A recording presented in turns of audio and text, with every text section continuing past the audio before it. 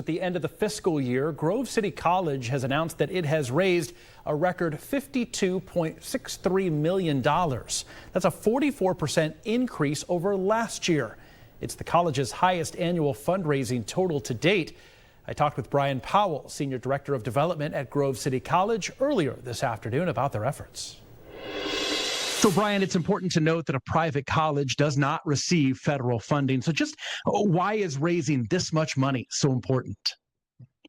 Right. So there's thousands of colleges and universities in the country, but the reality is there's only just a handful that don't accept funding from the federal government. This puts us in a really unique position because we're not dependent on the taxpayers or at the risk of being influenced by what happens in Washington.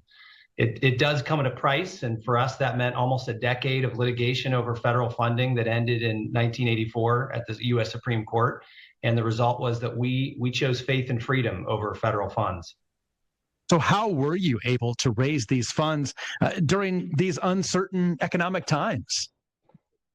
Yeah, we've been incredibly humbled by this outpouring of support. I've had the privilege of working with our inspiring donors for over 15 years. I can tell you that we've been seeing a steady increase over the past decade from our alumni, parents, and increasingly our like-minded friends as well.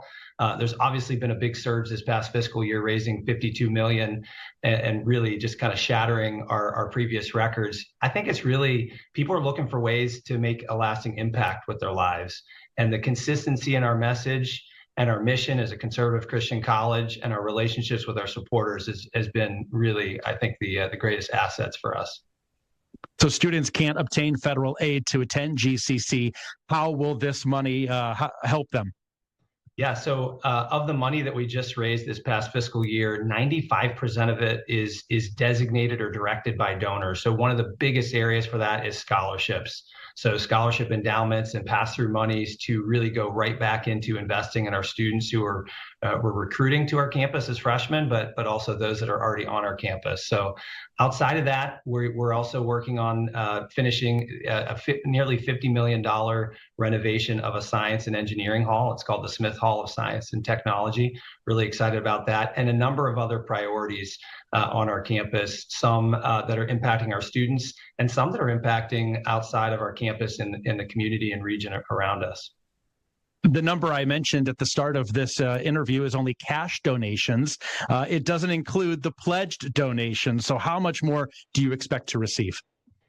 Yeah, we're projecting another big year ahead of us.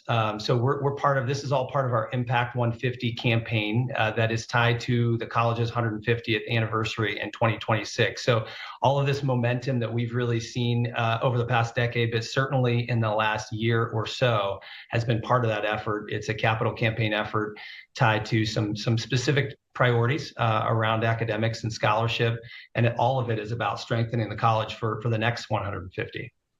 Yeah, I was going to ask about Impact 150. How big is this? And it can provide scholarships for students as well, right? Absolutely. So the total goal is $185 million.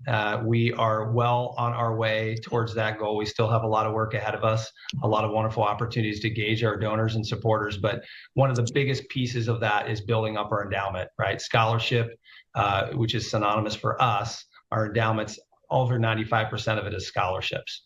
So we're not relying on our endowment to operate the college. That's a really critical piece. We're not practicing discounting, so really it's a great value in terms of the tuition price here at Grove City. And but scholarships still are a critical piece to helping maintain the affordability and accessibility of our education for all students. And that's really what it's all about. And of course, in these uncertain economic times, kudos to you for what you've been able to do to raise this kind of money, and good luck to you guys down the road. Brian, thank you for joining us. Thank you so much.